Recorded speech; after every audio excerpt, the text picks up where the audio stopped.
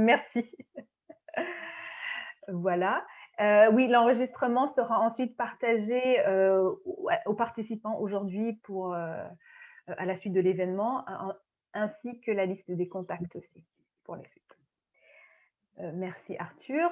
Je voudrais prendre l'occasion pour, souligner que, particulièrement cette fois-ci, nous avons organisé l'événement sur ce créneau horaire pour, faire participer, notre section de Vancouver.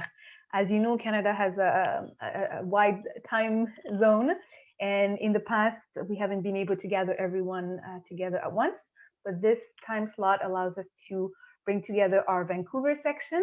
And just so you know, we also have sections in Toronto, Gatineau and Ottawa, as well as Montreal. Donc, c'est vraiment une première pour nous et on est ravis de vous accueillir pour l'occasion. Pour ceux qui se sont joints peut-être en cours de route, un événement bilingue, mais sentez-vous à l'aise de poser vos questions en français ou en anglais dans le chat. Ensuite,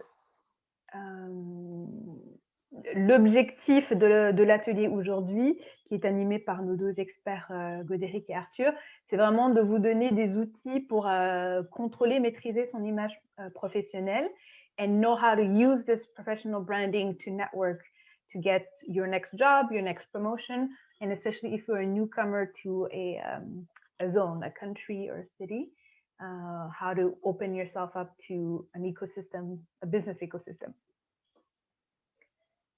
Very well.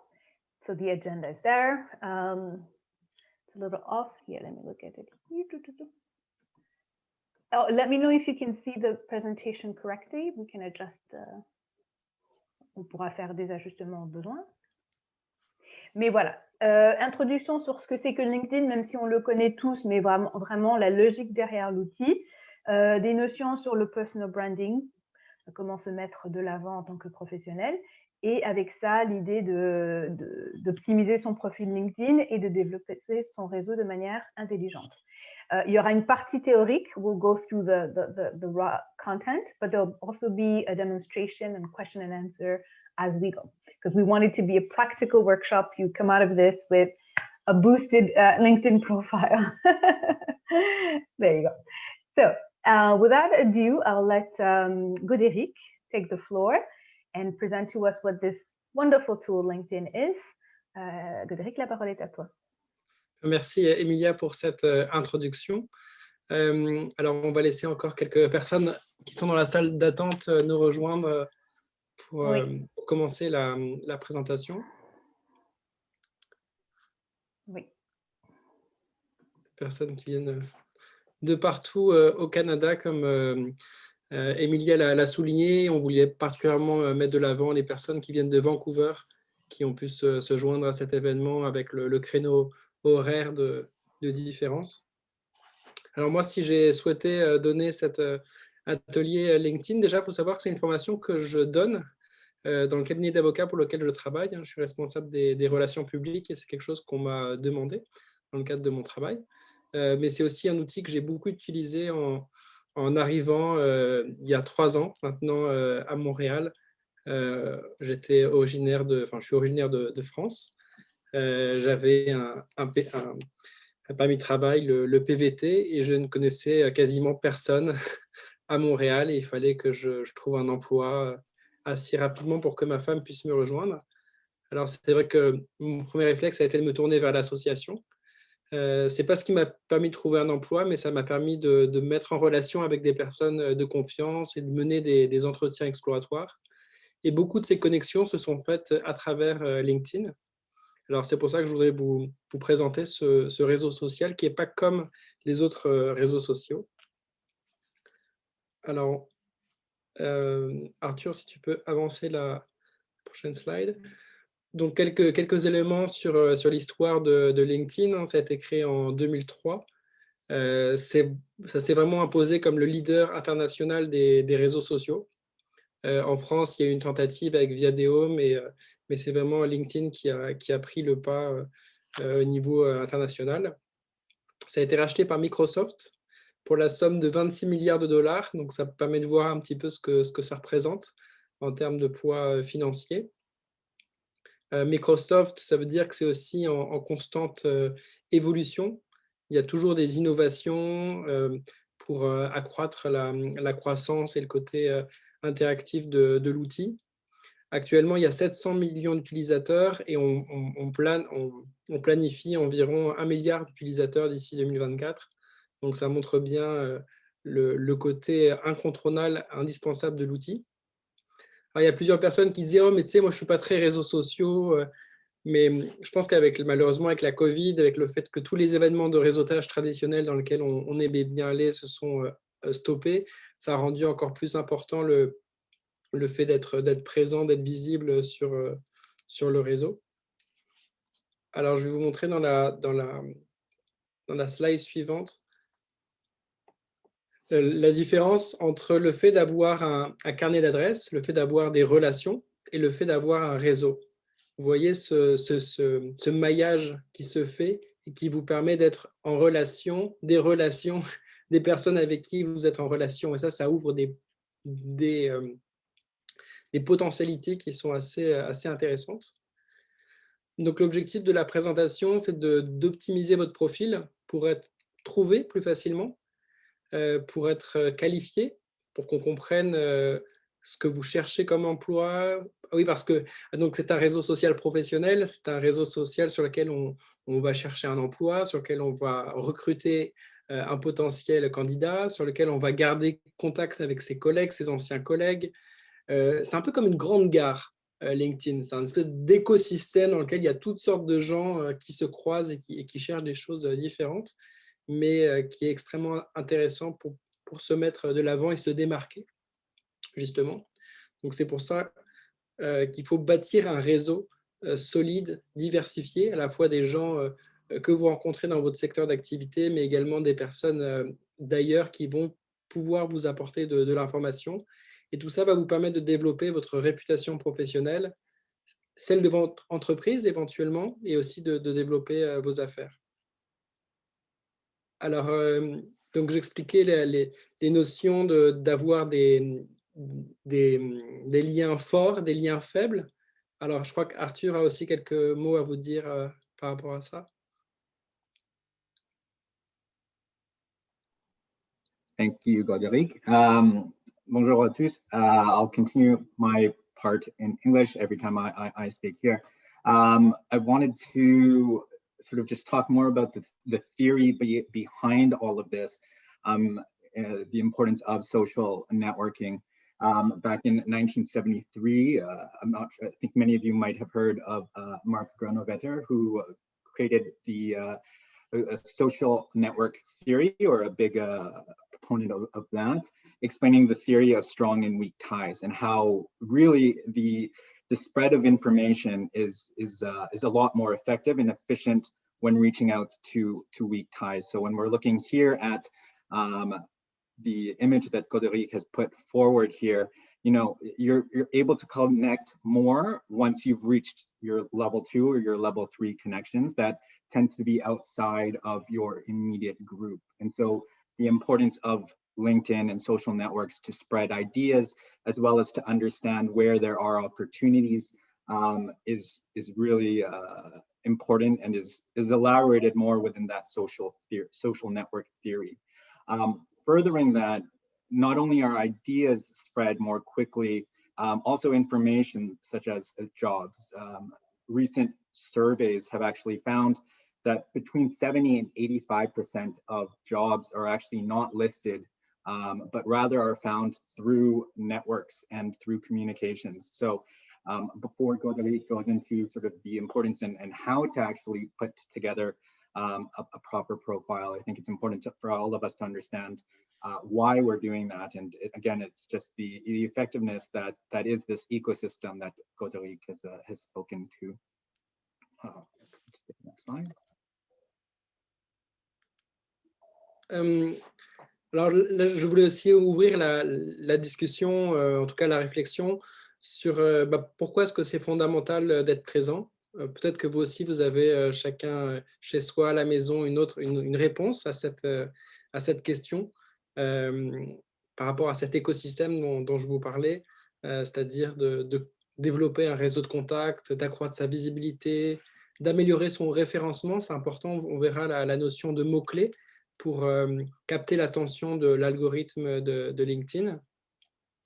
De rester informé, c'est une belle source d'information sur l'actualité de votre secteur ou de ce qui se passe dans l'écosystème d'affaires. C'est une façon de communiquer, de partager son expertise, promouvoir son identité professionnelle. Donc, c'est ce qu'on va voir ensemble maintenant.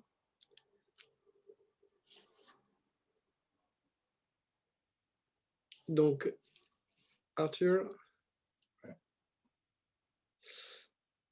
Donc, avant d'entrer sur l'aspect un peu plus concret de comment optimiser son profil LinkedIn, je voulais introduire la réflexion sur le marketing de soi, le personal branding, qu'est-ce que ça veut dire en fait de répondre à la question de savoir quels sont ses objectifs personnels et professionnels pour pouvoir y répondre. Quel type de valeur est-ce qu'on a envie de promouvoir, quel type de contenu, quel type d'audience on va vouloir attirer. The first step is to understand who you are, but also who your target market is, and then for who your potential clients are.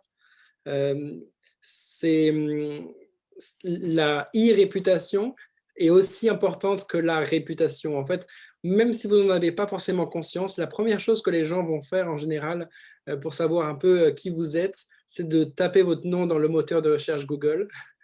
Et un des premiers liens qui va sortir, c'est votre référencement sur LinkedIn. Alors, pas forcément, je regarde des personnes qui sont pas d'accord avec cette affirmation que je viens de faire, mais on peut voir aussi comment est-ce qu'on va pouvoir travailler sur l'URL, sur l'image, sur les mots-clés pour pouvoir mieux sortir dans l'algorithme du moteur de recherche.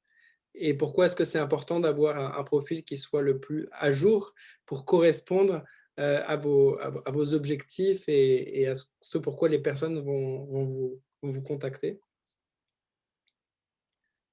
Alors, je vois si Arthur, tu voulais ajouter quelque chose sur cette notion de… No, I think much of what Goderic had said is all very true. I think it's also important to understand the platform that you're using. Of course, it's important to develop your personal brand, but that personal brand should be catered to which platform. So, you know, your brand on Facebook should be, I reckon, very different from your brand on LinkedIn. You need to understand yourself as well as the audience that you're communicating and the reasons why you're putting out that information, and who will be receiving it, and packaging in such a way that is accessible and to that specific audience. So I was just wanting to make sure that was highlighted there.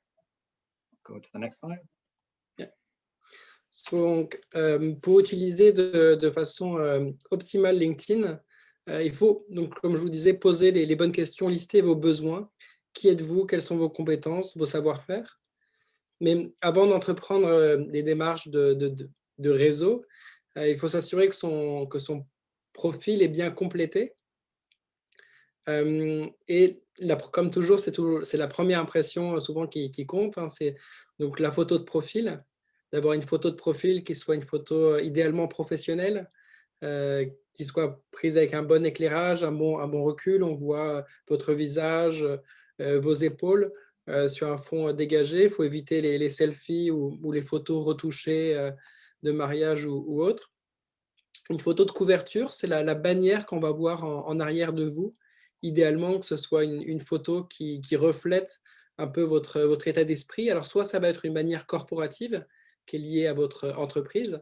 Je vous montrerai l'exemple de mon profil et c'est le cas pour le métier que je fais, mais ça peut être un paysage, ça peut être un pont, ça peut être quelque chose qui évoque le Canada, les relations, les échanges, votre domaine d'expertise, ça peut être une image évocatrice. Alors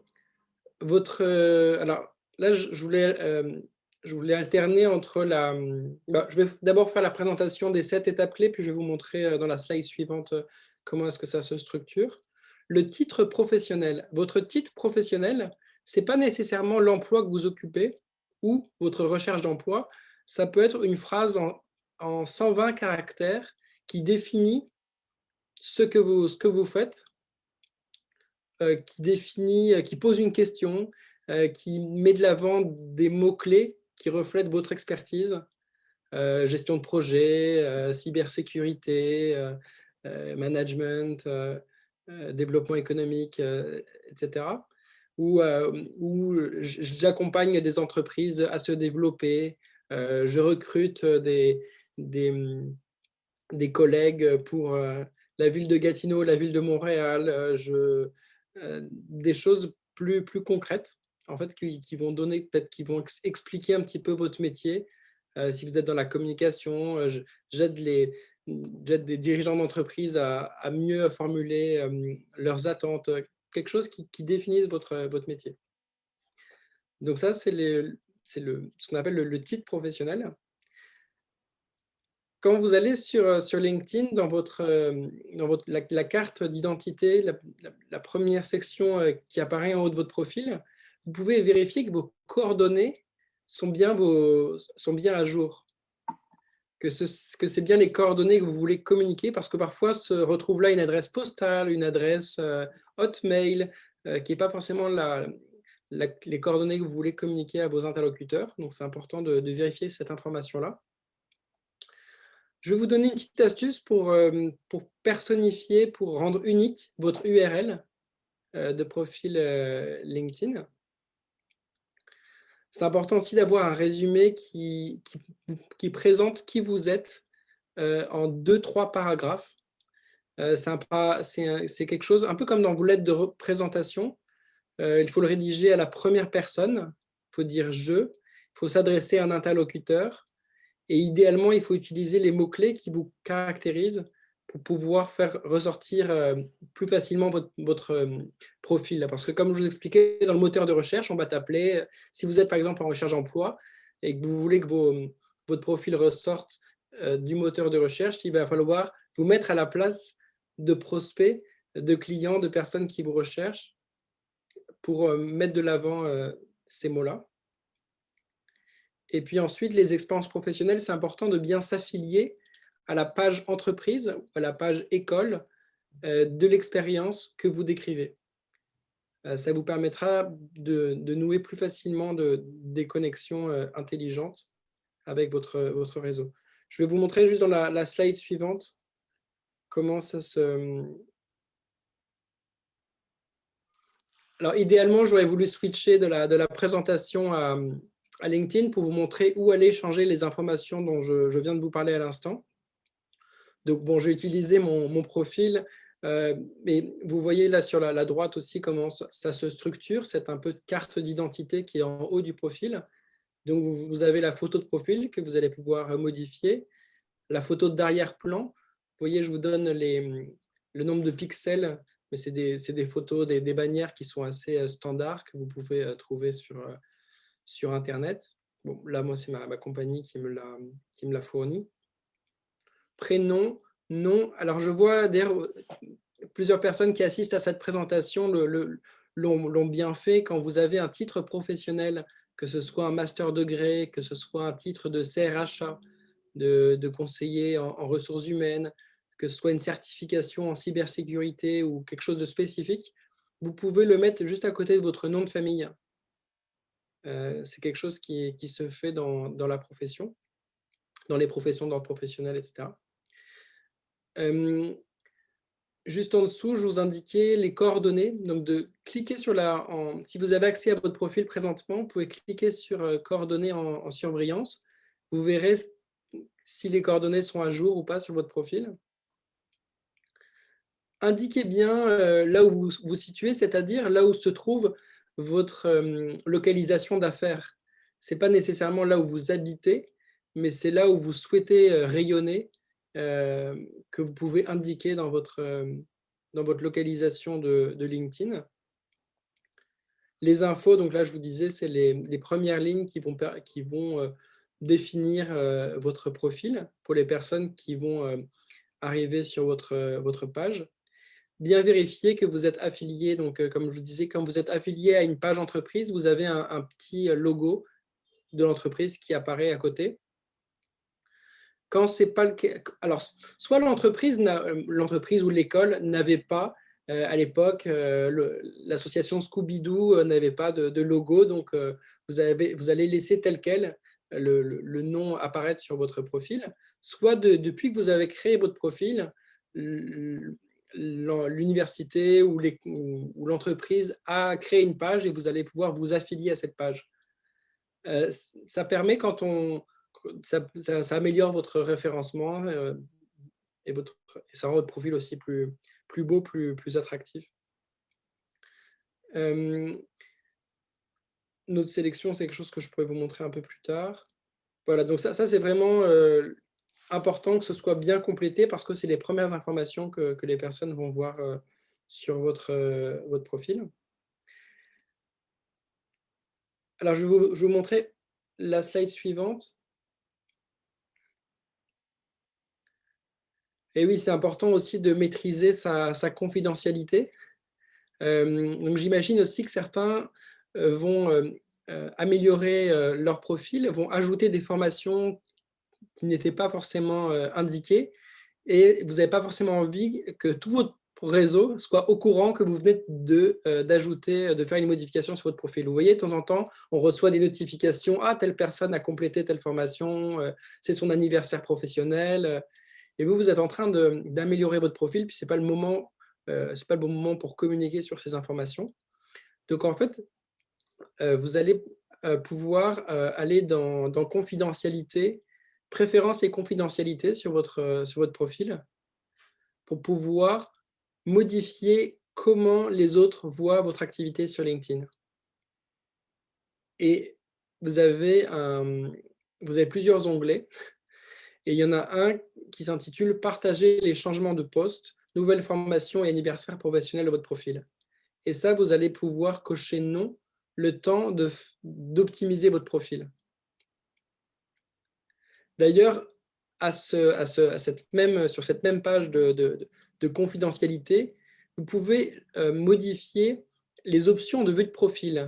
Ça, c'est quelque chose qui est assez utile si vous faites du recrutement ou si vous êtes en développement d'affaires, que vous voulez voir ce que fait la compétition, que vous voulez regarder les profils d'autres personnes, mais vous ne voulez pas que ces personnes sachent que vous avez visité votre profil. Alors, il y a une technique pour se rendre anonyme.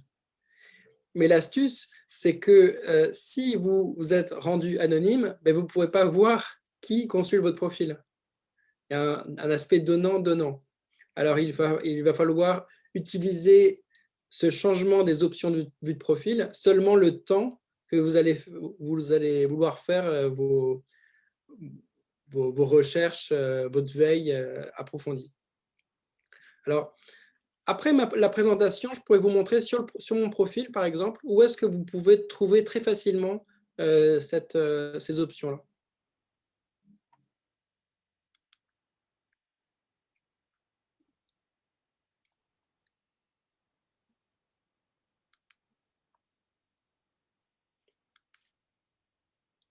Donc, là, on revient à cette notion de réseau et au fait qu'il est important de trouver un bon équilibre entre la quantité, entre le fait d'avoir un grand réseau pour avoir de l'impact, c'est-à-dire pour que lorsque vous publiez du contenu, pour qu'il puisse être vu par de nombreuses personnes, mais aussi la qualité de votre relation, c'est-à-dire qu'il ne faut pas ajouter des gens à tout va, il faut que ce soit idéalement des gens que vous connaissez, ou si vous ne les connaissez pas, des gens avec qui vous partagez un minimum d'intérêt.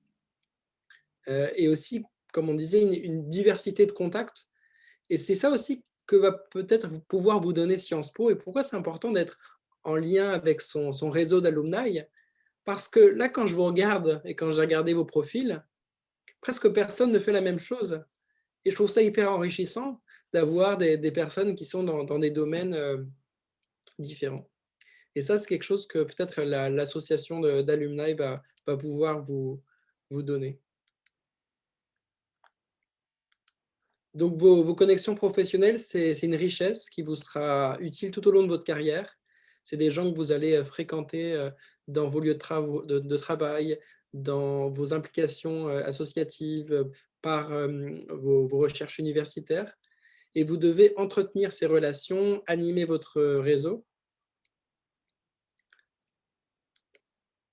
Donc là, je vous montre très simplement comment est-ce qu'on peut développer son réseau. Alors, attends, remonte juste au-dessus, Arthur.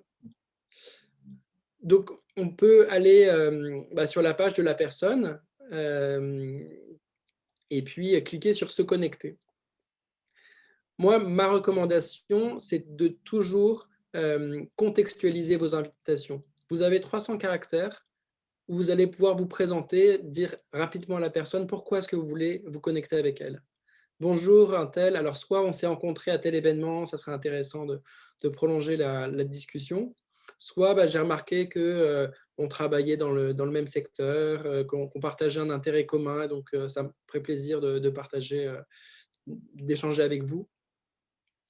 Si vous êtes dans une perspective de solliciter des conseils, mais on s'entend qu'on est dans une période où on cherche à changer d'emploi, on cherche à trouver un emploi, on sait que c'est délicat d'aborder la personne frontalement en lui demandant s'il n'y a pas un emploi dans son entreprise. Mais ce qu'on va pouvoir faire, c'est simplement dire que dans le cadre de son projet professionnel, on aimerait échanger avec cette personne pour qu'elle nous partage des informations sur le secteur d'activité, sur son emploi, sur comment ça se passe. Puis on va pouvoir amorcer la conversation. La personne, en général, va être flattée de recevoir une demande. Surtout si pour la mettre en conscience, vous lui dites que vous l'avez rencontré via les anciens de Sciences Po. Alors là, encore plus, elle se sent en confiance pour vous aider. Et ensuite, il va falloir rebondir pour effectivement solliciter un entretien exploratoire. Et d'expérience, moi, c'est ce qui m'a été le plus utile pour trouver effectivement un emploi. Ça n'a pas été on abordait le marché caché, c'est de poser des jalons, un jalon, 2 jalons, 3 jalons. Alors, ça demande un peu de temps, ça demande un peu d'investissement dans le temps parce que ce n'est pas immédiat, mais sur quelques mois et quelques années, ça paye.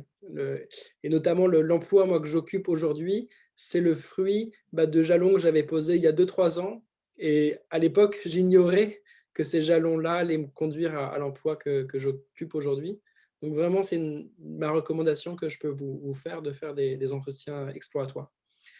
J'indique aussi les suggestions LinkedIn, c'est-à-dire que plus votre profil est bien renseigné et bien complété, plus l'algorithme de LinkedIn va vous faire des suggestions de personnes avec lesquelles ça pourrait être intéressant d'être en contact. C'est pour ça que c'est intéressant d'avoir un profil bien renseigné.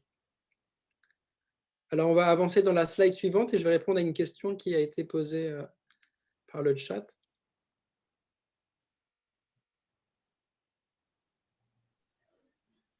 Je me demandais s'il fallait accepter systématiquement toutes les relations et peut-être les raisons pour lesquelles soi-même on n'accepte pas vont nous aider à mieux positionner nos demandes à venir.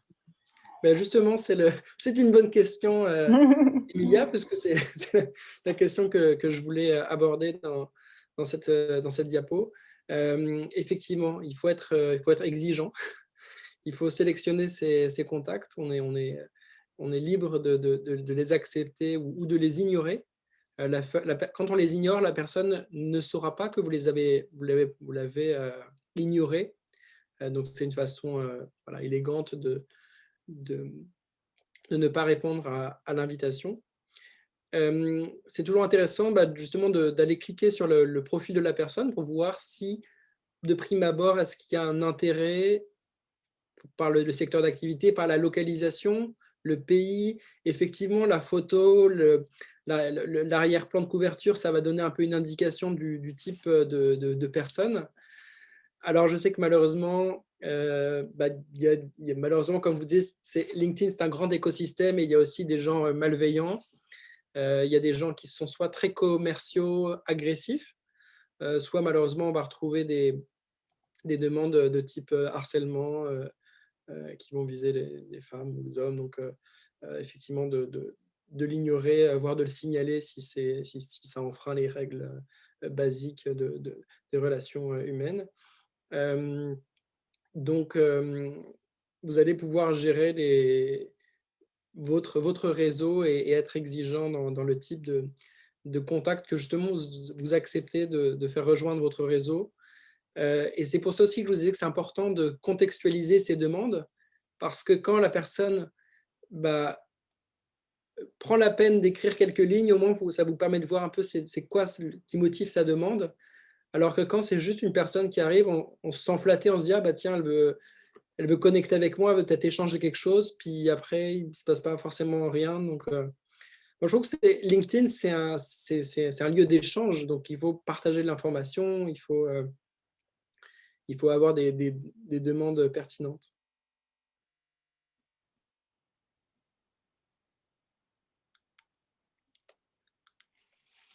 Alors, dans la slide suivante, je ne sais pas, alors là, j'imagine que dans l'atelier, la plupart des personnes utilisent LinkedIn sur leur ordinateur.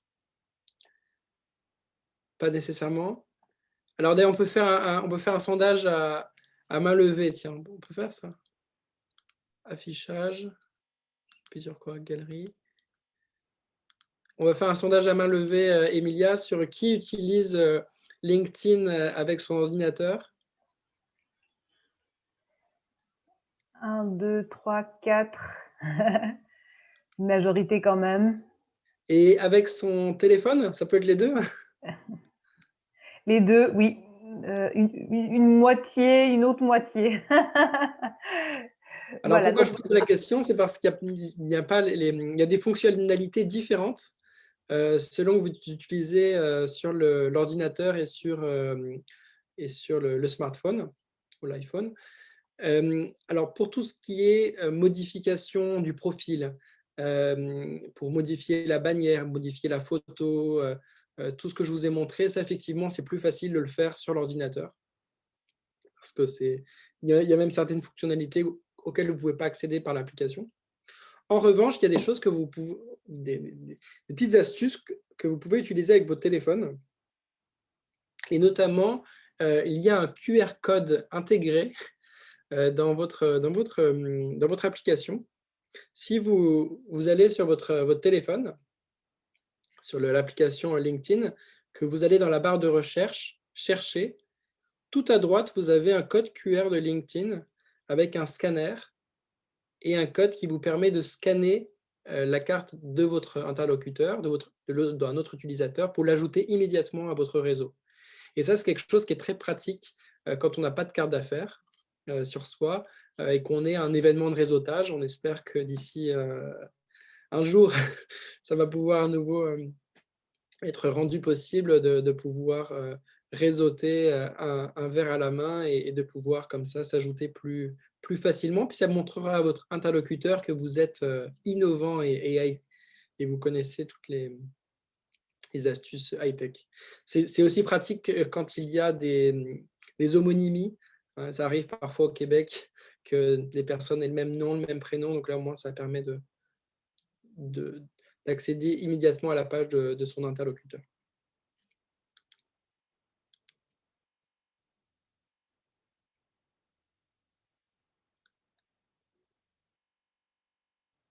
Donc, comment est-ce qu'on développe son réseau en ayant, to have a constructive attitude? C'est d'essayer d'être ouvert aux personnes qui sont...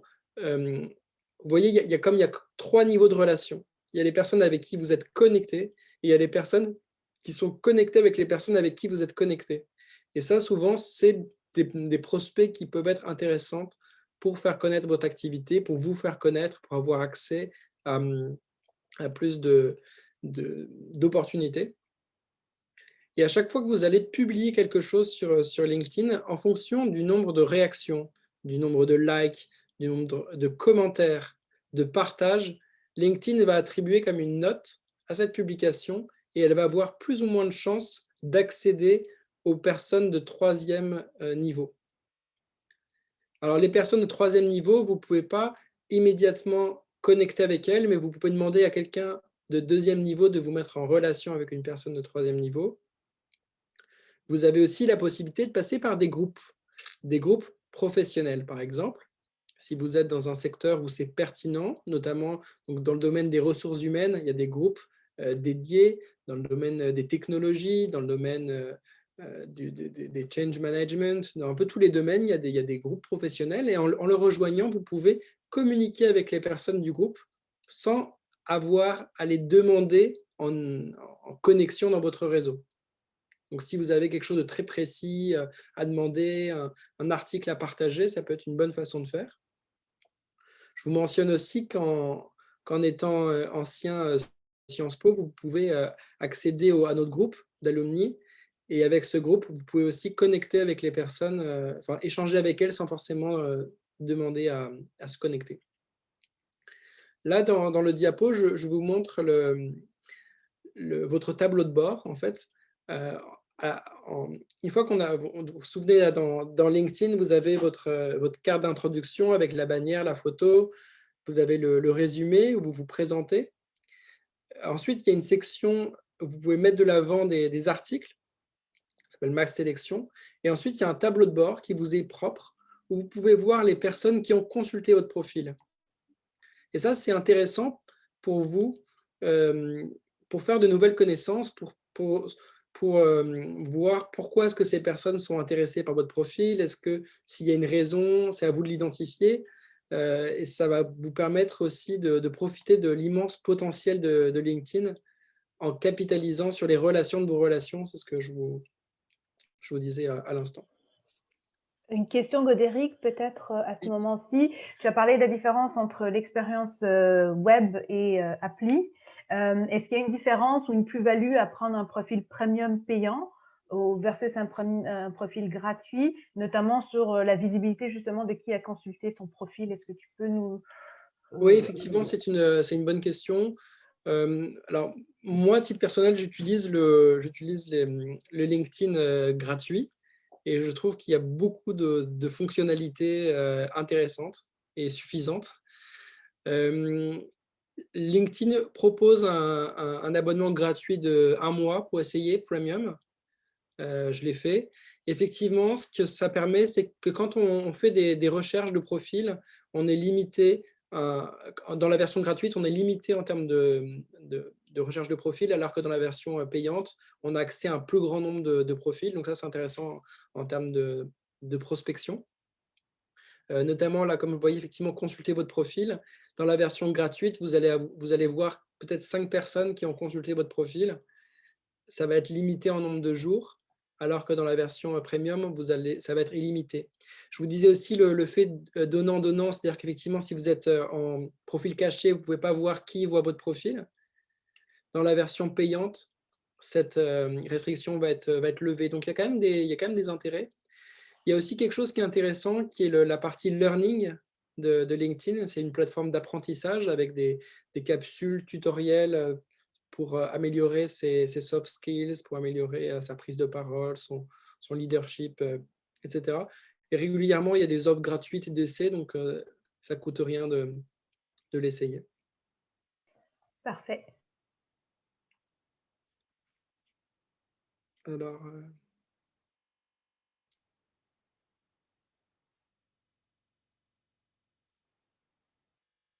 donc la slide suivante, je précise que donc, une fois que vous avez étoffé votre réseau LinkedIn, c'est un incroyable moteur de recherche avec des filtres que vous pouvez appliquer sur les personnes pour retrouver des personnes par secteur d'activité, par entreprise, par école. C'est d'ailleurs comme ça que je vous ai trouvé. J'ai trouvé beaucoup d'entre vous. C'est en allant dans le filtre de LinkedIn, en cliquant sur premier, deuxième relation, parce qu'on n'était pas forcément connecté, et en allant dans école, en marquant Sciences Po Canada, que j'ai pu trouver des personnes comme vous pour vous proposer de rejoindre cet atelier ou rejoindre l'association. Donc, moi, je prends l'exemple de l'association, mais mettons que vous cherchez un emploi dans un domaine d'administration publique, d'assurance, de communication, de whatever. Vous pouvez cocher ces filtres et pour aller accéder au profil de personnes qui vous intéressent. Quand vous allez taper des mots-clés dans les filtres, vous pouvez aussi, comme je vous ai dit, chercher des groupes professionnels, vous pouvez chercher du contenu. Moi, c'est quelque chose, par exemple, je cherche, comme je dis, je travaille dans un cabinet d'avocats. En ce moment, il y a des projets de loi qui nous intéressent. Donc, ça m'intéresse de savoir ce que d'autres personnes en disent sur LinkedIn. Donc, je vais taper des mots-clés, puis en contenu, je vais aller regarder ce que des personnes disent. Maintenant, vous pouvez aussi trouver des événements sur LinkedIn. Donc, c'est assez extraordinaire, toutes les potentialités de recherche pour gérer son réseau et le faire développer, l'entretenir. Donc, c'est aussi quelque chose là que je montre dans la slide suivante, Arthur. C'est d'interagir avec son réseau, en fait. C'est tout ce que je vous montre là, tout le monde ne le fait pas, en fait. Il y a seulement, vous voyez, 90% des gens qui sont sur LinkedIn sont plutôt dans une attitude passive où ils vont comme juste lire de l'information, lire du contenu. 9% vont y répondre, c'est-à-dire vont commenter, vont réagir, vont partager l'information dans leur réseau. Et finalement, c'est que 1% des personnes qui vont générer des discussions sur la plateforme. Donc, ça, c'est vraiment un moteur du réseau, c'est l'interaction entre les membres de LinkedIn. Une fois que vous avez développé votre réseau, il va falloir l'entretenir, profiter des informations, mais aussi partager de l'information. Vous pouvez partager du contenu assez court sur votre profil. Vous pouvez aussi partager du contenu plus long, de type un peu blog. Ça s'appelle un article. Je pourrais vous montrer dans la démonstration comment le faire. If I may, just to interject a bit of English, Goderic, and ask the question to Arthur, what does the theory that you referred to earlier say in terms of reciprocity? There's a question in the chat that asks, if someone came to visit my profile, am I to systematically then friend them or ignore them? What is sort of the thinking or the logic of managing those relationships or potential connections? That's a good point. When in the theory, there's a tie is basically a function of four pieces, that being sort of emotional intensity that you have with that person, time, intimacy, and reciprocity, the amount that you give and take with that person that you have. The theory itself focuses mainly on connections that are already there but weak. So if you think of strong connections, you're thinking of your immediate friends and your close group of friends and your family. Weaker connections are those that are people that you know that you may have gone to school with but have graduated and have sort of grown apart, but you've shared some level of those four functions there. When it's someone that kind of that you're not aware of at all. So for example, when this paper was written in 1973, the author was talking about, you know, a neighbor across the street that you wave at on occasion and sort of nod and say hi to. Those connections there are not seen to actually be of help and in terms of building that network and capitalizing on those gains. There needs to be a level of connection already. So it is a bit more difficult if there is someone that has approached you that you have no connection with. And so you would want to make sure that there is a reason for you to make that connection. For many of the things that Goderic has stated as well. I think there's just many things that you need to think of. So it is important that there is a level of tie that is present there. So yeah, it would just need to be a bit more mindful of people that you have no connection with whatsoever in terms of accepting a friendship or a connection. Sure. Thank you, Arthur, because I was just connecting to what you were saying, Goderic. Maybe the passive users can see a blog that they like, and that can be an entry into a conversation and a connection. Voilà. Non, c'est l'objectif de l'atelier aussi, c'est que ce soit un moment d'échange et de réflexion aussi sur l'intérêt de ces réseaux.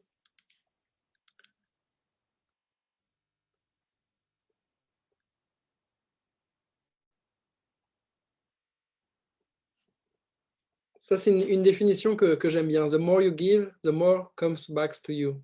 Le plus vous donnez, le plus vous recevez. C'est un principe qui existe dans les relations humaines. C'est un principe qui existe aussi sur LinkedIn. C'est de donner avant comme je disais, avant de recevoir, avant de chercher un emploi, de chercher une opportunité, de montrer qu'on est quelqu'un de confiance, qu'on est quelqu'un de crédible sur lequel on peut compter. Alors, il y a quelque chose d'un peu artificiel dans le sens que c'est quelque chose que aussi on va mettre en scène. On va se manifester en s'astreignant à publier du contenu une fois par semaine, une fois toutes les 2 semaines, à chacun de définir sa fréquence. Je lisais quelque part qu'il faut passer entre 9 et 15 minutes minimum par jour sur LinkedIn. Il faut aussi peut-être fixer un maximum pour ne pas passer trop de temps. Mais c'est sûr que ça va demander de l'investissement pour déjà mettre à jour votre profil. Comme je vous l'ai montré, il y a plusieurs sections que vous allez pouvoir mettre à jour. En français, en anglais, idéalement, il faut avoir un profil dans les 2 langues. Qui soit en correspondance totale, parce que s'il y a des informations dans un profil et pas dans l'autre, sur le moteur de recherche, elles vont apparaître. Godéric, j'ai une question parce que là tu es sur un groupe. Est-ce que je peux te poser une question sur le groupe? Oui, bien sûr. Bonjour David. En fait, ce que je trouve, qui me gêne un petit peu, et ce dont j'ai jamais compris comment ça fonctionnait sur LinkedIn. Donc là, tu as le groupe Alumni Sciences Po Canada avec 219 membres qui ont rejoint ton groupe. Quand tu fais un post sur ce groupe-là, j'ai jamais très bien compris comment LinkedIn notifie les gens, parce que beaucoup de personnes ne voient pas forcément le post, sauf s'ils vont dans le groupe. Et la majorité du temps, lorsque tu es dans un groupe, tu ne vas pas dans le groupe forcément pour voir qu'est-ce qui est posté. Donc, est-ce qu'il y a un paramétrage spécifique à faire? Est-ce que tu sais comment ça fonctionne? Oui, alors tout n'est pas optimal dans la façon dont LinkedIn fonctionne. Là, je mets l'exemple du groupe, parce qu'effectivement, c'est l'atelier donné dans le cadre de l'association des Sciences Po, puis que j'expliquais que c'était un moyen de rester en contact, et que l'intérêt du groupe aussi, c'est que ça permet des liens horizontaux. Ça vous permet aux membres de connecter, d'échanger les uns avec les autres sans forcément passer par l'administrateur ou passer par une tierce personne. Donc ça, c'est ce que je trouve intéressant. Effectivement, quand on publie du contenu, on va pas, il faut que les personnes demandent à être notifiées du nouveau contenu. C'est-à-dire que par défaut, elles ne vont pas recevoir l'information. Si tu veux recevoir l'information d'un groupe, tu dois, dans tes paramétrages, mettre que tu veux recevoir de l'information du groupe et être alerté quand il y a de l'information. Ok, et ça se définit où dans ton profil? Il y a quelque part une case dans ton profil qui définit.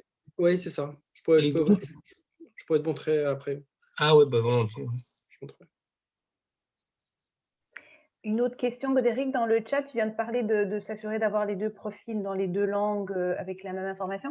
Est-ce qu'il y a une façon de générer ce deuxième profil automatiquement, une traduction automatique, ou c'est ça à construire de A à Z dans les 2 cas? Non, justement, LinkedIn vous aide à créer la correspondance dans les 2 langues.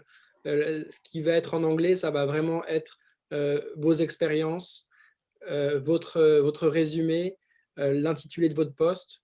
Et après, tout ce que vous allez partager en termes de contenu va rester le même, quelle que soit la langue de votre profil. Ça va créer comme une matrice en français, en anglais, mais aussi en espagnol, en chinois, quelle que soit la langue que vous maîtrisez, le japonais, vous pouvez faire un profil dans d'autres langues.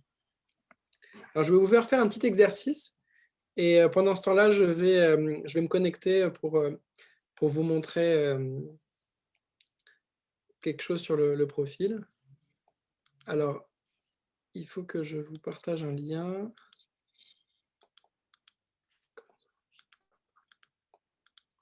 Je vais vous partager un lien dans le chat. Hop.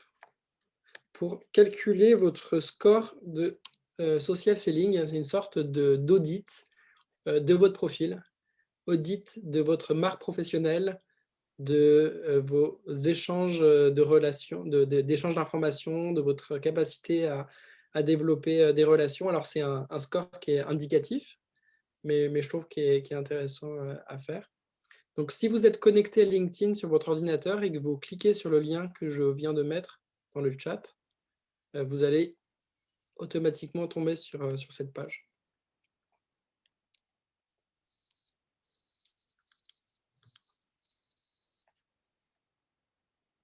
Ah, c'est marrant.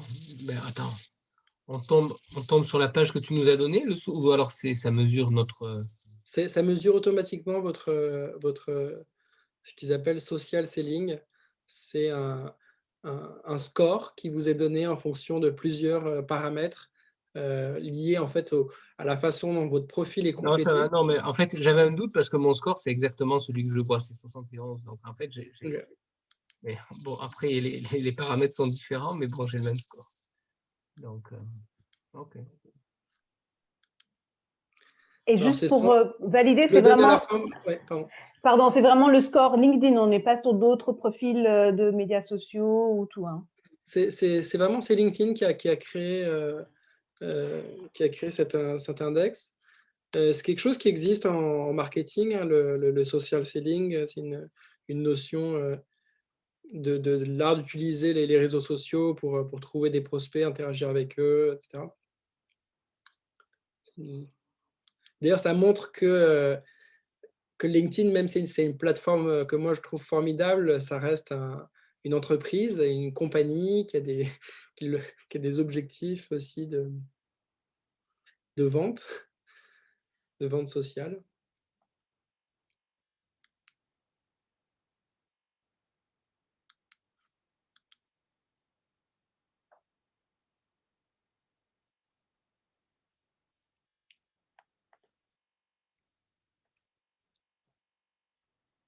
Alors, la slide suivante, Arthur. J'ouvre, il est 14h55. Et si on a encore un peu de temps, j'ouvre à la discussion. Et aux questions. Ah, intéressant. Donc, oui, bon, la réaction sur le score, même moi, je suis assez surprise, mais bon, je ne fais rien sur LinkedIn, donc ça va. Donc, qu'est-ce qui va venir améliorer, Godéric, notre score ou notre positionnement? Ou en tout cas, quel est le lien entre ce chiffre et le fait qu'on puisse être trouvé dans des moteurs de recherche? Est-ce qu'il faut publier davantage, avoir plus de membres dans son réseau? Quels sont peut-être tes conseils sur… Justement, ce que je trouve intéressant, c'est que ça rétablit un peu en 4 points l'aspect marque personnelle, c'est-à-dire le fait d'avoir son profil à jour, c'est-à-dire de venir aussi ajouter des nouvelles informations, parce que même si vos études, c'était il y a longtemps, depuis, vous avez peut-être suivi un cours, un Google cours, un tutoriel que vous allez pouvoir ajouter pour nourrir votre profil, même si vous êtes vos associations aussi, vos engagements, par exemple, associatifs datent d'il y a longtemps, il y a peut-être d'autres engagements que vous pouvez mettre de l'avant aujourd'hui. Donc, il y a toujours des choses qui vont nourrir notre parcours. Ça va peut-être aussi être un incitatif pour publier, pour se dire, oui, c'est vrai que ça fait longtemps que je n'ai rien publié sur le réseau. Ça va être l'occasion de reprendre contact avec des personnes du réseau, d'échanger de l'information. Ouais, tout à fait.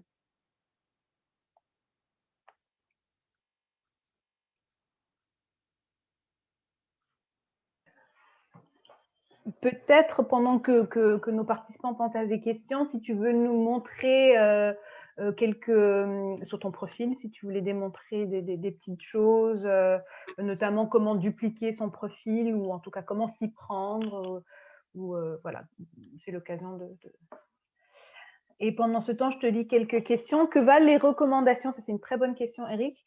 Quand nos anciens collègues ou nos anciens gestionnaires nous donnent un score, est-ce que c'est quelque chose à aller chercher ou bien qu'en penses-tu? Effectivement, c'est un très bon point. Les recommandations professionnelles sont valorisées sur le réseau.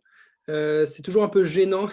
Il y a toujours un peu de gêne, je trouve, à demander des recommandations.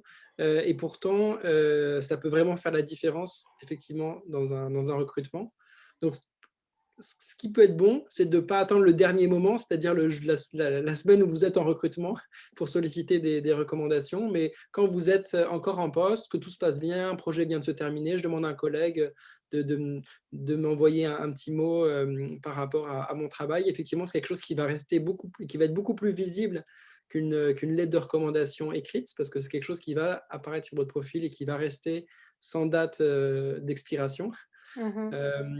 Après, je sais que moi, dans la profession où je suis présentement, c'est un peu délicat parce qu'au niveau de la déontologie, on peut pas forcément, des avocats ne peuvent pas recevoir de recommandations de la part de leurs clients. Donc ça, c'est propre à chaque industrie.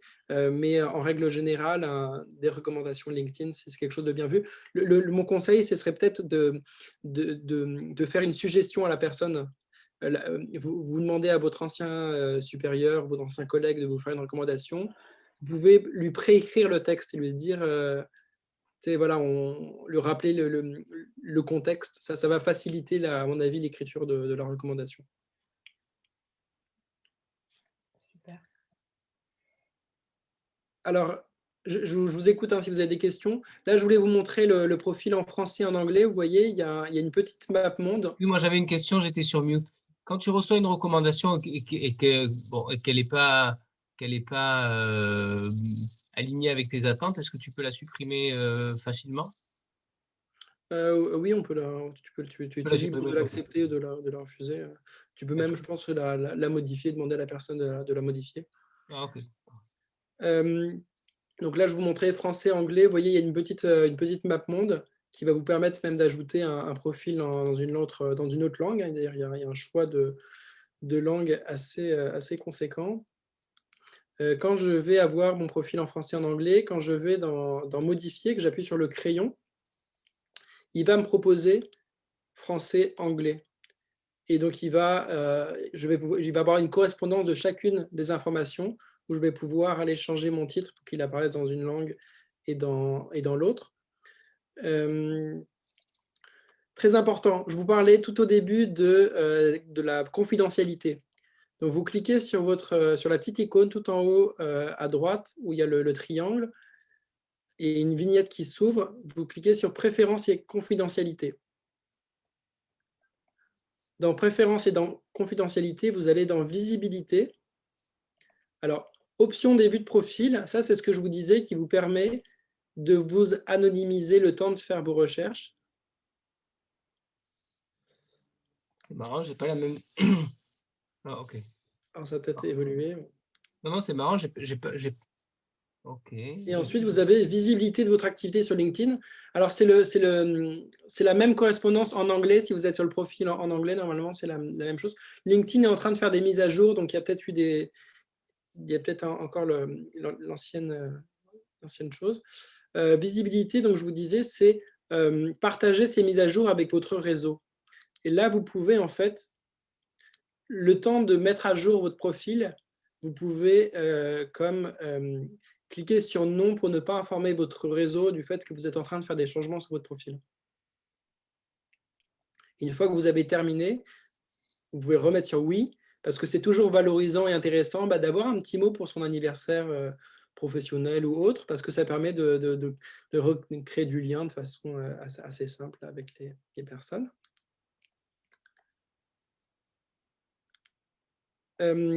Donc le profil, les coordonnées, je vous montrais en cliquant sur coordonnées, vous allez pouvoir mettre votre courriel, votre adresse professionnelle, votre téléphone professionnel éventuellement si c'est pertinent. Ça fait gagner du temps à vos personnes avec qui vous êtes connectés, s'ils ont besoin de vous contacter. Notre sélection, ça c'est une nouveauté depuis quelques mois que LinkedIn offre qui permet de mettre de l'avant du contenu multimédia. Un article que vous avez écrit, un post que vous avez partagé, ce n'est pas un article que vous avez écrit, mais ça vous tient à cœur, vous pouvez le mettre de l'avant sur votre profil. Je vais vous montrer, par exemple, alors là, vous voyez, je suis sur mon profil, avec le tableau de bord, etc. Là, je clique sur Accueil. Accueil, c'est là où se ramasse tout le flux d'actualité. Donc, j'ai toutes sortes de choses. Là, par exemple, je prends au hasard Union des municipalités du Québec, un dossier intéressant, les jeunes en politique. Je me dis, tiens, c'est intéressant. c'est intéressant, mais moi, je n'ai pas le temps de lire ça. Alors, je peux cliquer sur les 3 petits points et je vais pouvoir l'enregistrer pour plus tard. Et donc, quand vous faites enregistrer pour plus tard, sur votre petite vignette, ça se ramasse dans mes éléments. Et là, c'est tout ce que... Alors, bon, là, il y a toutes sortes de choses, mais je ne sais pas trop ce que c'est, mais normalement, normalement, il y a une partie où il y a marqué mes éléments et c'est les éléments que vous enregistrez.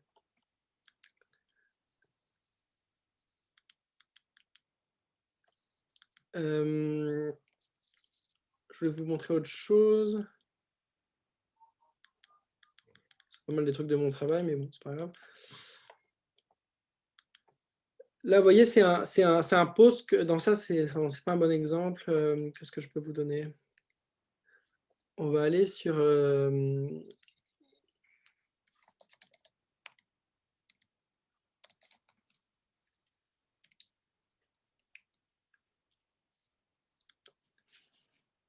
On va aller sur un profil au hasard dans notre assistance. Voilà, je vais aller voir le profil d'Éric Lebon. Et je peux voir son activité. Ce n'est pas secret, hein. Je peux savoir à quoi il s'intéresse en ce moment, Éric. Je peux cliquer sur « Afficher son activité ». Donc, je vois par exemple que là, il a liké un post que j'ai fait sur le profil. Et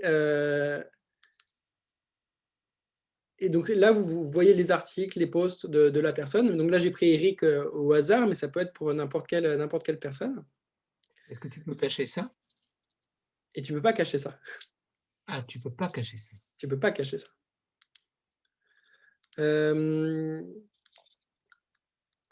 Là, par exemple, je vais faire un exemple. Je partage ça parce que je trouve ça intéressant. Hop. Je voudrais vous montrer quelque chose. Donc,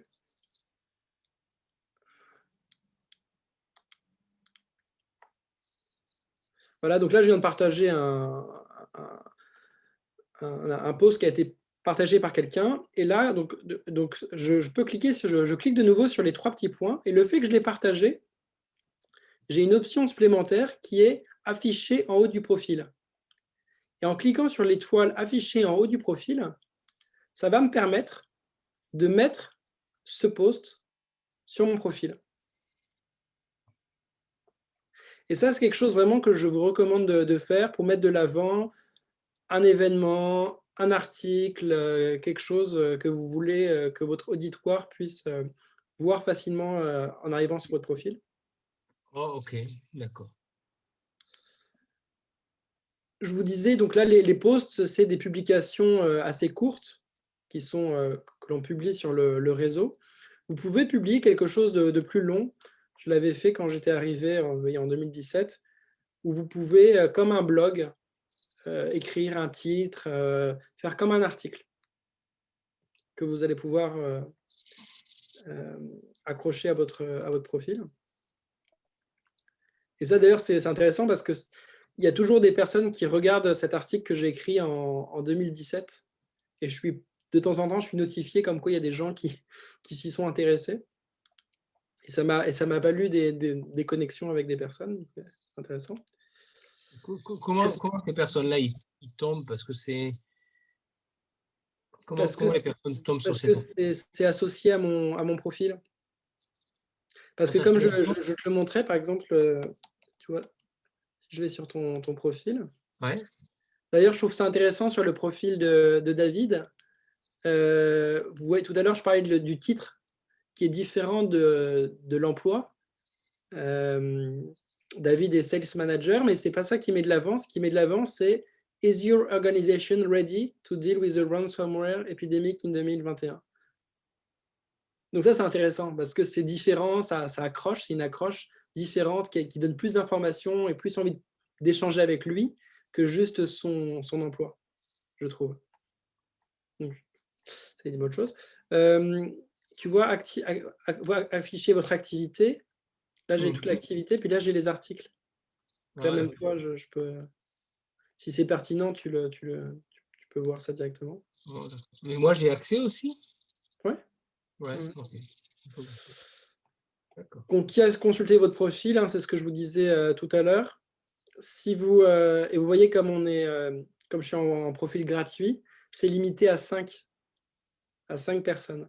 Alors que si j'étais en profil premium, effectivement, j'aurais accès à plus de personnes qui ont vu mon profil. Donc ça, c'est intéressant pour développer votre réseau, l'expérience. Ce que je vous disais par rapport à Sciences Po, c'est que quand vous le mettez dans votre profil, quand vous arrivez sur la page de l'école, vous pouvez voir toutes vos relations qui sont dans cette école ou qui sont sur LinkedIn. Donc, je le montre pour Sciences Po, mais ça fonctionne de la même manière pour n'importe quelle entreprise ou organisation. Donc ça, c'est intéressant aussi. Est-ce que vous avez des questions? Il y a une question qui avait été posée tout à l'heure, bon, je la pose maintenant, mais est-ce que la pandémie a changé comment l'utilisation de LinkedIn en quantité, en qualité, est-ce qu'il y a voilà, des considérations particulières dans ce contexte? C'est une question qui avait été posée par une participante. Est-ce qu'on voit les choses différemment? Je n'ai pas les chiffres, mais c'est indéniable. C'est indéniable qu'il n'y a plus d'événements de réseautage classiques de type cocktail. Tout se passe en ligne, donc et passe de plus en plus par LinkedIn. Oui. I think another thing that we can add with that in terms of COVID, many more people are taking their meetings from home and have a bit more time. And so, I think it's always good to start reaching out and to those that you have that sort of weak connection with and set up those meetings.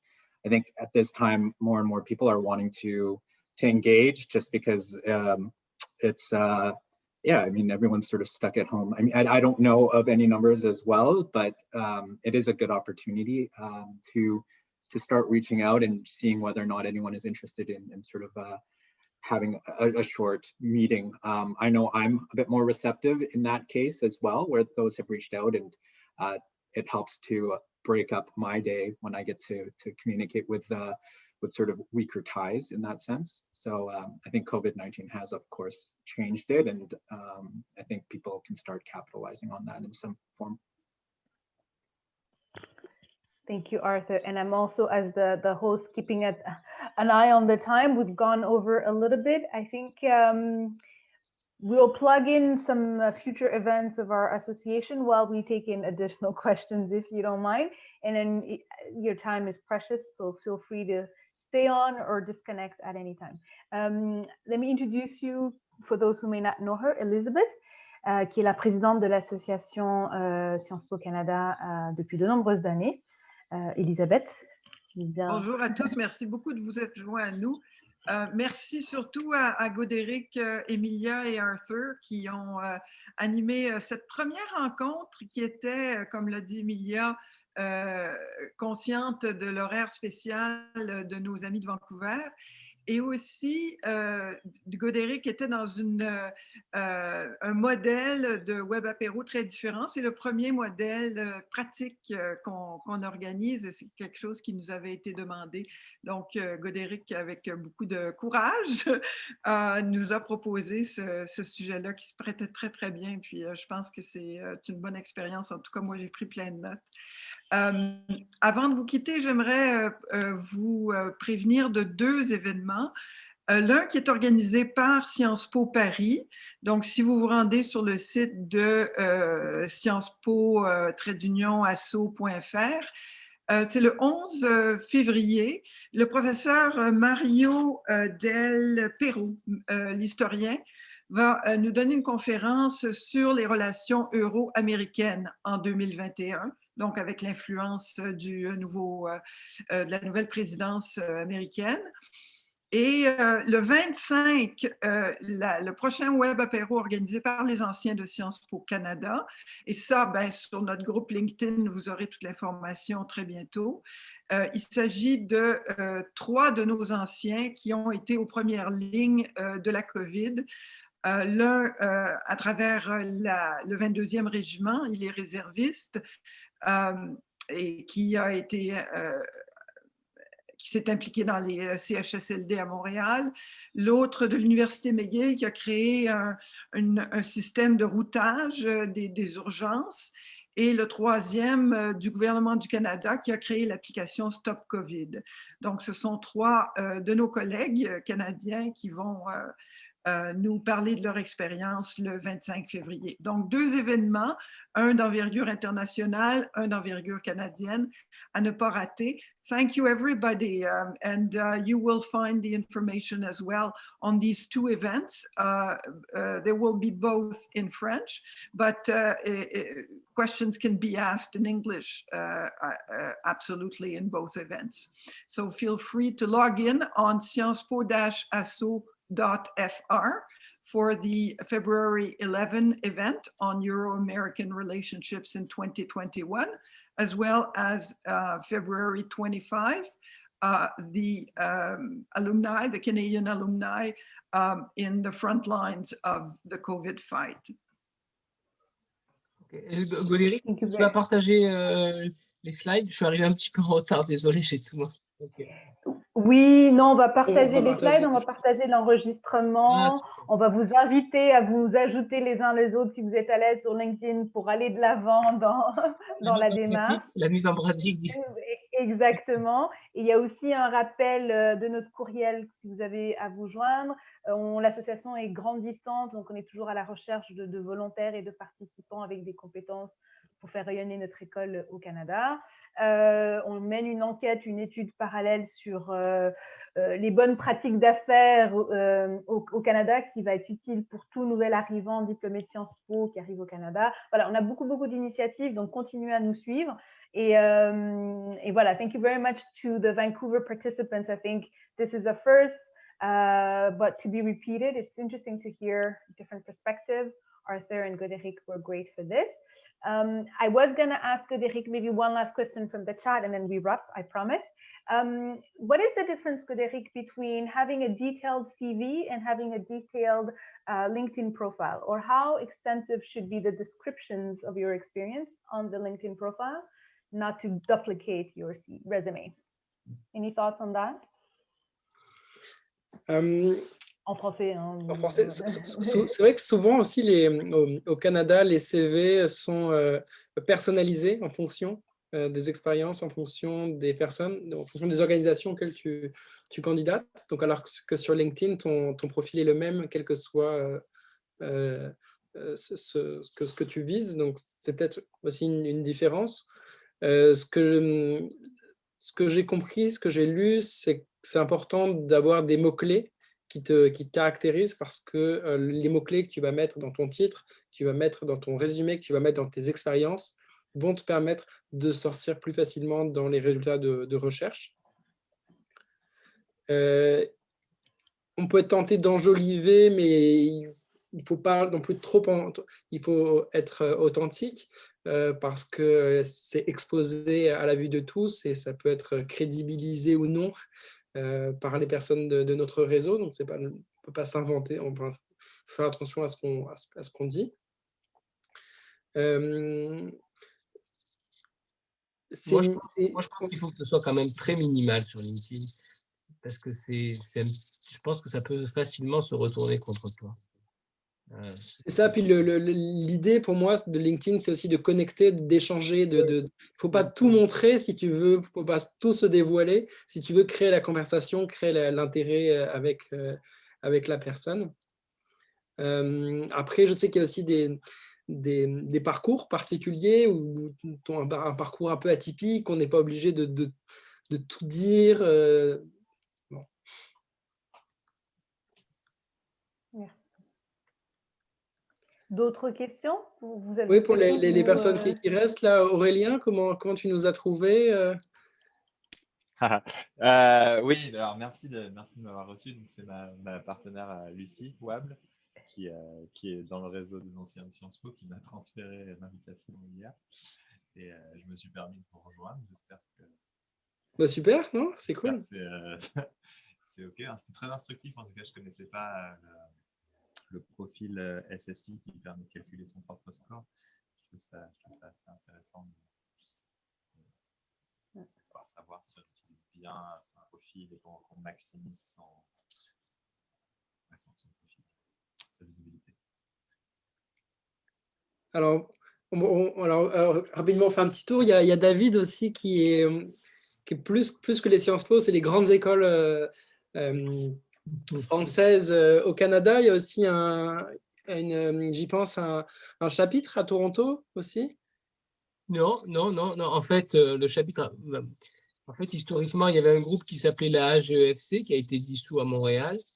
Il y a un groupe qui s'appelle AGEF à Toronto, mais moi, je développe C'est ta structure.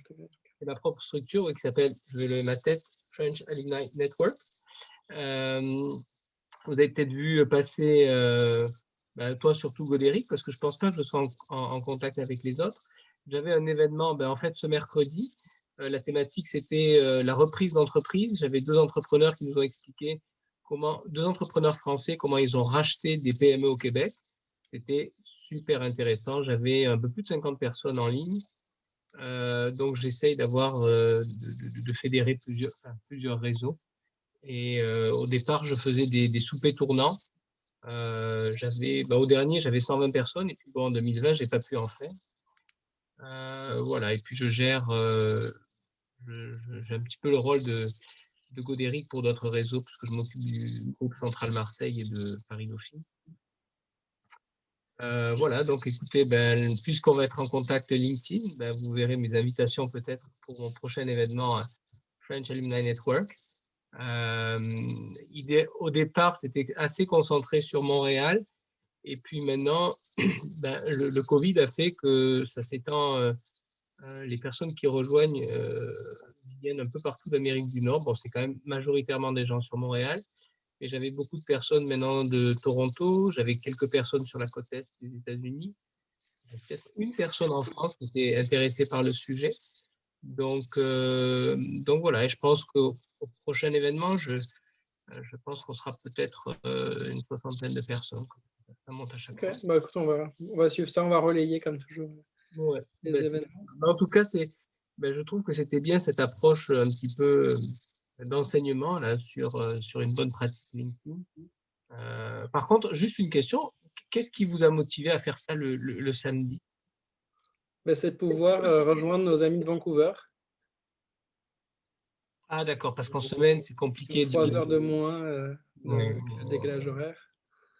D'accord, ok. C'est ce qui nous a motivés. C'était notre premier événement conjoint Vancouver-Montréal. Et c'est vrai que depuis la pandémie, on a fait pas mal d'événements. C'est plus facile de joindre les personnes, quelle que soit la localisation, qu'un événement physique. Et Camille, bonjour. Oui, bonjour. Donc, moi, c'est vous qui m'avez invité à joindre le groupe des anciens de Sciences Po Canada, parce que je n'étais même pas au courant que ça existait, donc c'était une belle surprise. Et c'est ça, moi, je suis en recherche d'emploi et je vais utiliser les trucs que vous avez donnés dans ma recherche. Excellent. Puis si on peut te donner un coup de main, dans quoi est-ce que tu cherches un emploi? Dans quel domaine? Moi, j'étudie en économie, donc n'importe quoi au niveau qui est analytique, donc analyse de données. Donc, je peux utiliser mes talents pas dans une banque. Mais c'est ça. Donc, je suis ouverte à toute possibilité. OK. J'ai une question également. En fait, j'étais à Toronto pendant 9 ans et je viens récemment d'arriver sur Montréal. Et j'ai toujours mon emploi avec mon entreprise de Toronto, mais je commence à chercher. Pour l'instant, je travaille dans une boîte d'un logiciel et je travaille dans l'implémentation de ce logiciel-là et toute la partie gestion de projet. Est-ce que vous avez des groupes sur Montréal ou sur le Québec que vous pourriez recommander sur LinkedIn? Oui, déjà, je disais, on a notre groupe Alumni Sciences Po Canada. Ouais. C'est déjà un bon point de départ. Après, quand tu tapes dans LinkedIn les mots-clés gestion de projet, énergie, environnement, etc. Tu vas avoir des groupes professionnels reliés à ces thématiques, et ça peut être une façon de rentrer en contact. C'est sûr que moi, je trouve que l'approche ancien d'école, c'est plutôt le côté j'ai besoin de conseils de quelqu'un de plus senior sur mon projet professionnel, etc. Souvent, ça passe plus facilement. Après, dans un domaine plus professionnel, on s'entend, c'est aussi exploratoire, c'est aussi intéressant pour une personne de recruter, de connaître. Dans quel domaine tu recherches, Aurélien? Alors, pour l'instant, donc je travaille dans notre équipe, dans une équipe produit, donc en product management, d'un software qui est en fait un logiciel qui se greffe sur Excel et qui permet de connecter ton fichier Excel à des bases de données qui sont sur le cloud. Donc, c'est assez spécifique. Je te posais la question parce que si tu es dans un rôle, dans une formation un petit peu technique, tu as une association qui existe depuis pas mal de temps à Montréal qui s'appelle Francogénie. Ok. En fait, à la base, ce qui est intéressant, c'est que j'ai pas du tout une formation technique. Moi, j'ai fait une école de commerce, j'ai fait l'INSEC à Paris, et après, j'ai fait de l'expertise comptable au Canada, j'ai fait CPA. Et la raison pour laquelle je bosse dans cette boîte et ça marche bien, c'est que j'ai une très bonne compréhension de pourquoi les entreprises nous utilisent en termes de budget, en termes de forecast, d'analyse financière.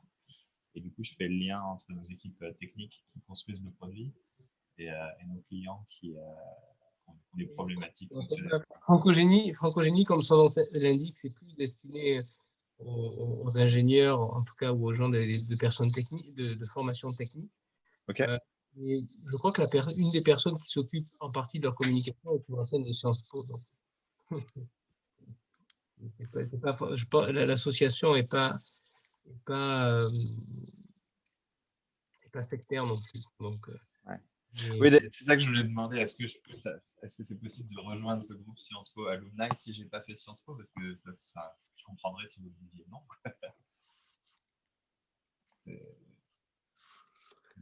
N'ayant pas fait Sciences Po, je ne pense pas. C'est vrai que pour l'instant, on est une association. Ouais. Vas-y. Non, mais je comprends. Non, mais c'est comme nos événements sont ouverts à tous, on ne demande pas. Les événements sont ouverts, d'accord. Ouais. Ok, super. Et par contre, le French Alumni Network, est-ce que c'est ouvert à toutes les écoles ou est-ce que c'est comme l'AGEF à Toronto qui est principalement sur les… Non, mais écoute, moi, mon but, c'est de rassembler tous les diplômés grandes écoles ou universités françaises. Donc, il n'y a pas de critères d'école, je trouve que c'est un peu dépassé. Et ça, c'est reproduire une mentalité très française au Canada. Je ne suis pas ça très intéressant.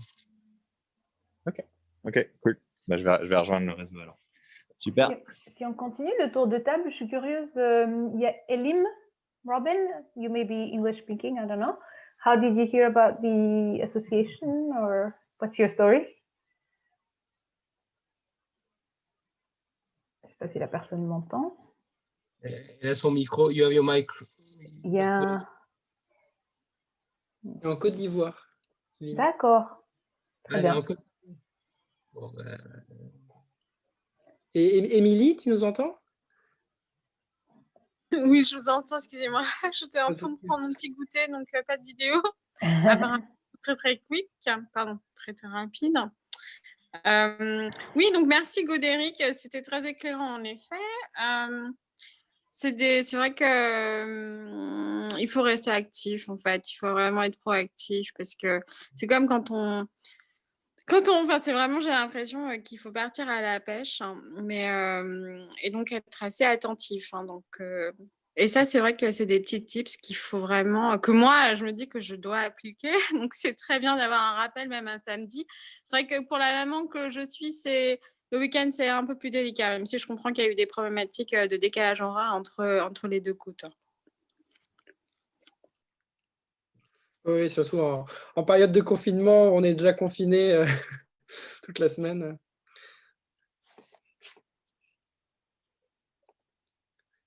Ben, écoutez, peut-être que ce serait un bon moment de conclure et de continuer l'échange sur LinkedIn ou en tout cas de garder le contact.